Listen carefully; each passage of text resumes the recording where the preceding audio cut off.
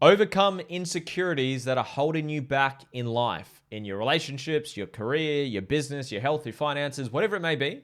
If you have insecurities, which we all do, I'll explain to you what's causing it, what's the root cause to those insecurities, and what to do to address them so it stops limiting you in life. If that interests you, stick around to the podcast. It's going to be really powerful. It's going to be a really cool training today. If you're not sure who I am, I'm an author, I'm a speaker, I'm a coach. My name is Lewis. I've written the book called The Inspired Life Method.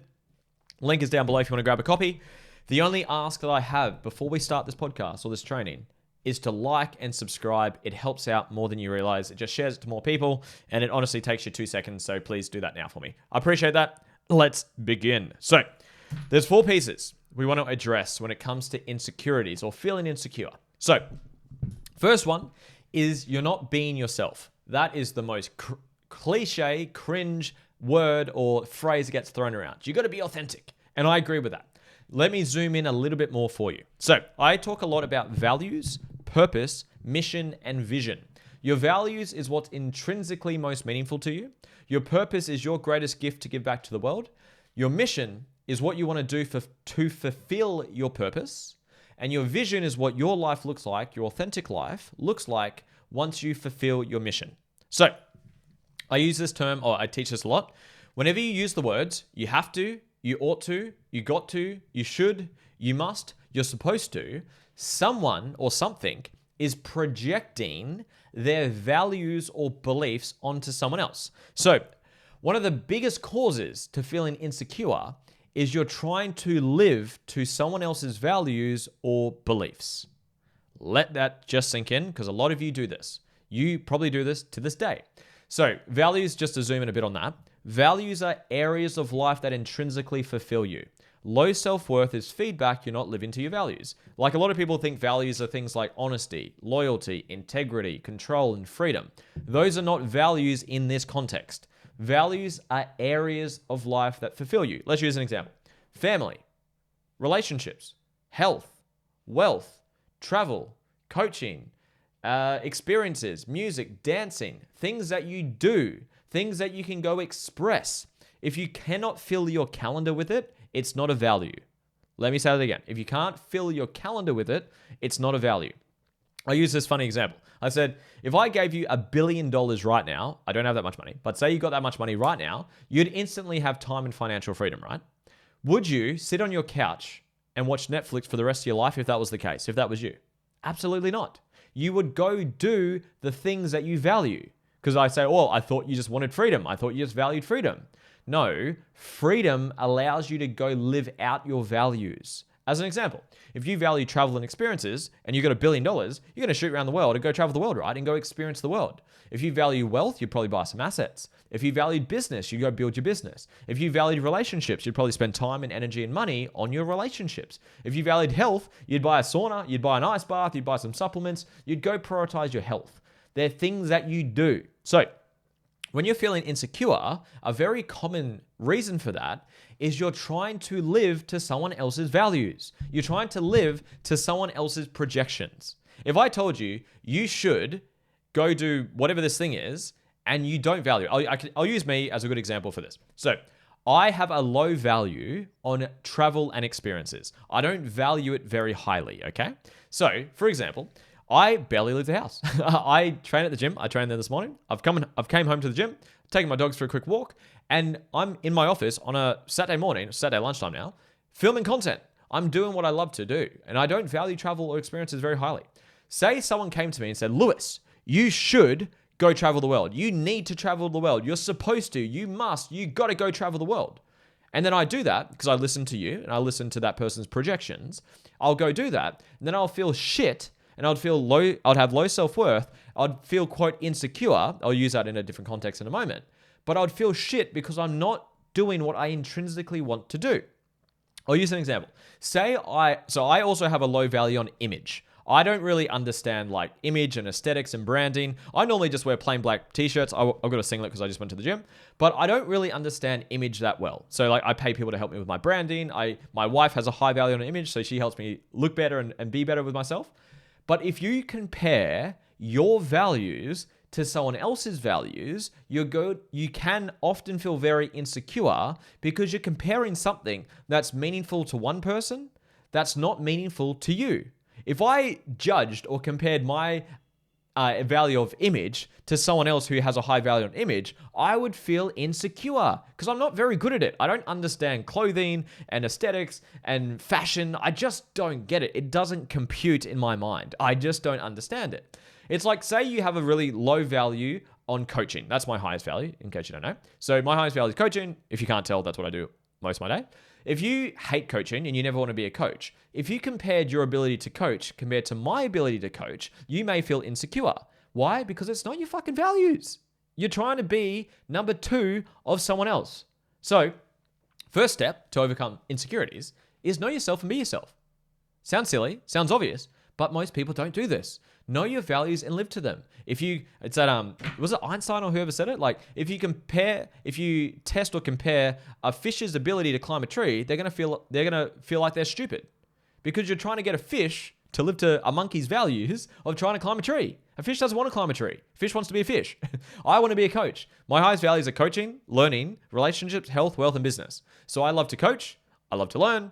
I love to have meaningful relationships. I love to make money. I like to look after my health, and I like to build my business. That's what I love doing. But if I then compare myself to, like, say, people who value dancing and travel and experiences, if I try to go live to those values or compare those values to mine, I'll feel fucking insecure. Your values are your gifts. Your values is what you're fucking most strong at and most gifted at. I'm a great coach. I'm a great learner. I'm great at building relationships because those are my fucking values. I'm not going to compare myself to someone with another set of values because that's what's meaningful to them. So first step, it's why I do this first. Like when I coach people, the first thing I do, it's the first thing I do in my book, it's the first thing I do in my coaching programs, is we get clear on your values so you can live to them and stop expecting yourself to live to someone else's values. That's the first step. So let's tick that off. And then purpose, mission, vision is what comes off the back end of values. So we do values first, then purpose, then mission, then vision. So we get clear on who you are and actually be authentic. Sounds cringe and cliche to a lot of people, but that's what it actually means. Okay? Step 1, tick, done. Second reason you feel insecure, limiting beliefs. Whatever beliefs you have, you make them true.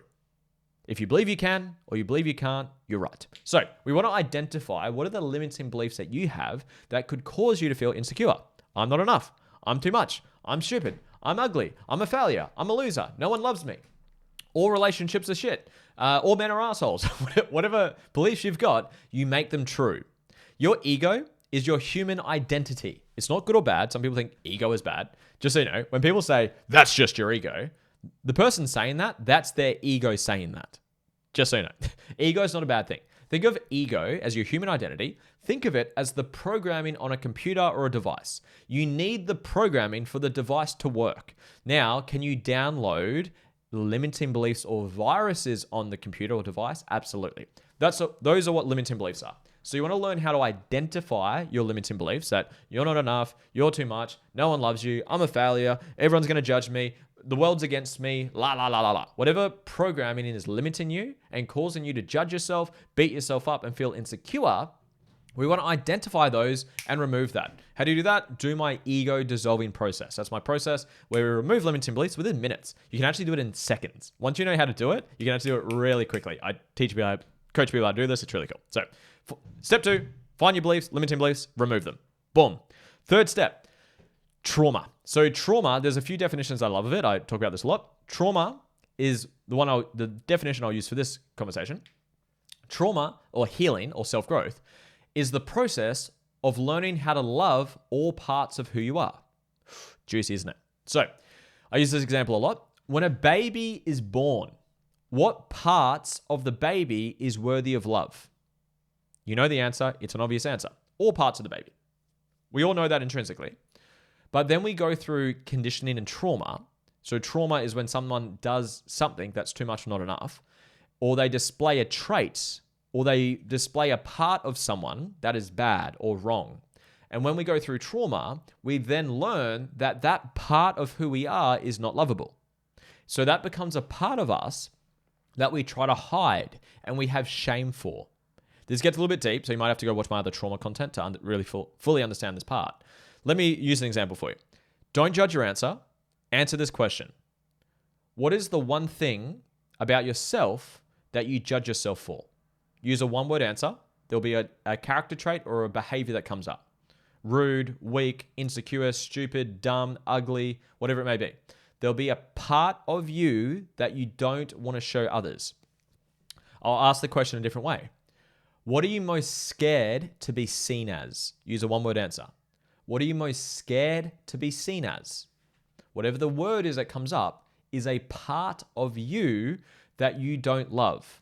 And it would have come from a moment in time when someone did or displayed that part and it was painful. So we go through pain.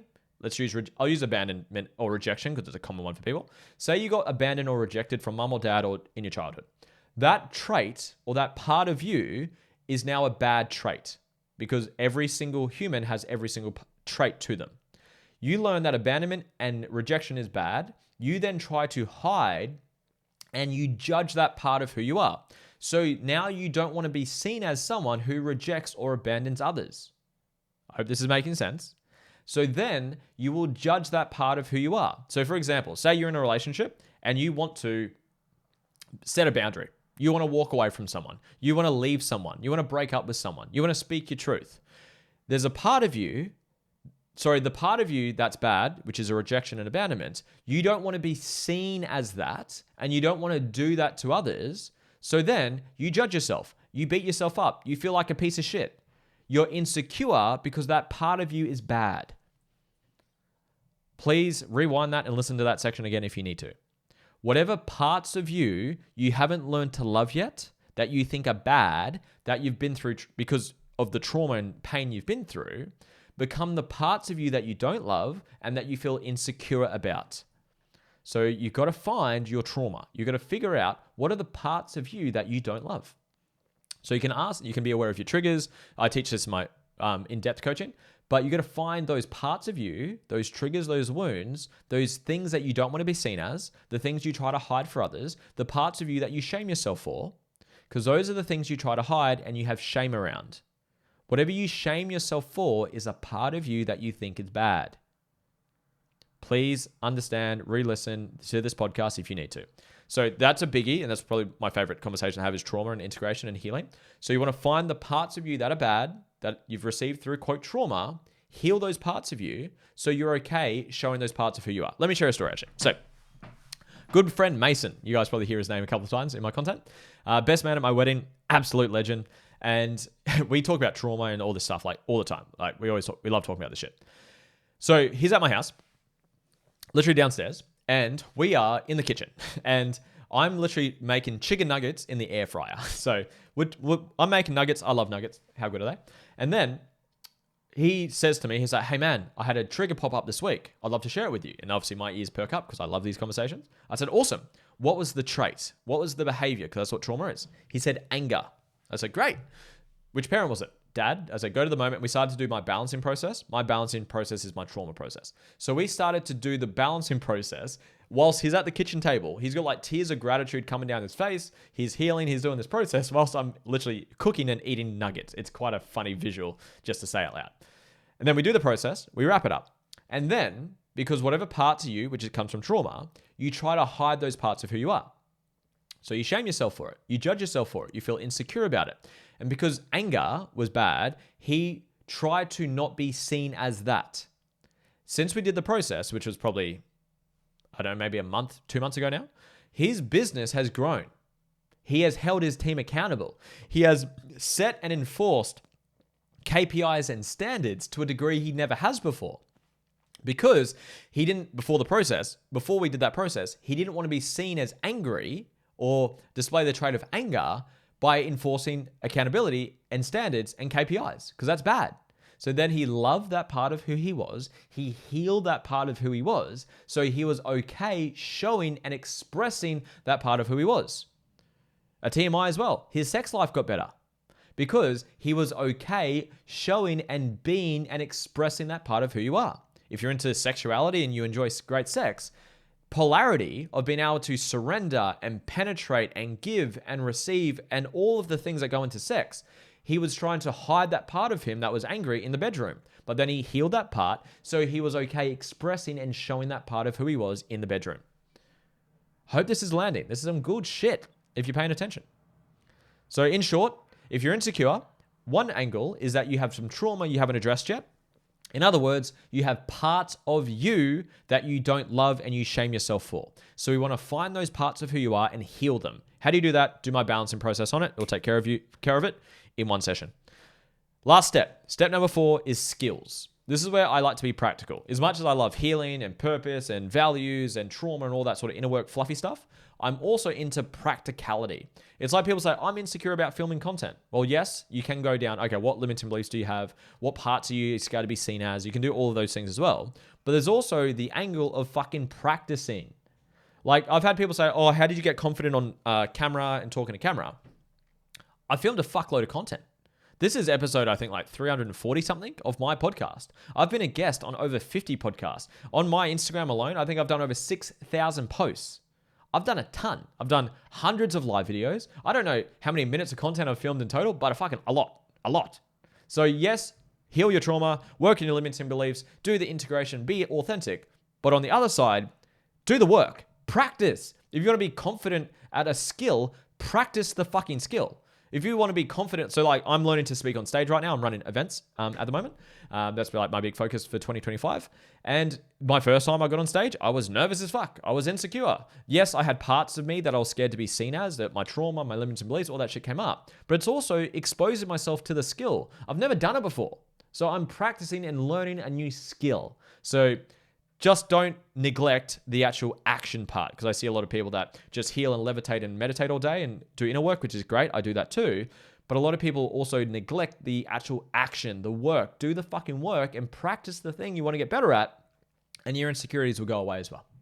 I hope this helped. Those 4 things will take care of any insecurities. I guarantee it. So number 1, you're not being authentic. Know your values, your purpose, mission, vision, and live to them. Don't expect yourself to be someone that you're not. Second, limiting beliefs, find them, remove them. Third, trauma or parts of you that you shame yourself for, learn to heal and integrate them. Number 4 is to do the actual work. Skills, action, execution, go do the work, put the work in, and that will overcome any insecurities that's holding you back in life. Hope you got value, guys. Please leave your thoughts. I'll get back to all those comments the best I can. Like, subscribe. If you want to work with me, there's a free trial in the link down below, or somewhere below. You get a free trial. You get a one-on-one call with me. You can cancel whenever you want. You get all of my tools and teachings and processes. I love you. I appreciate you. Please share this with someone as well to help me help the world. I appreciate you. Bye.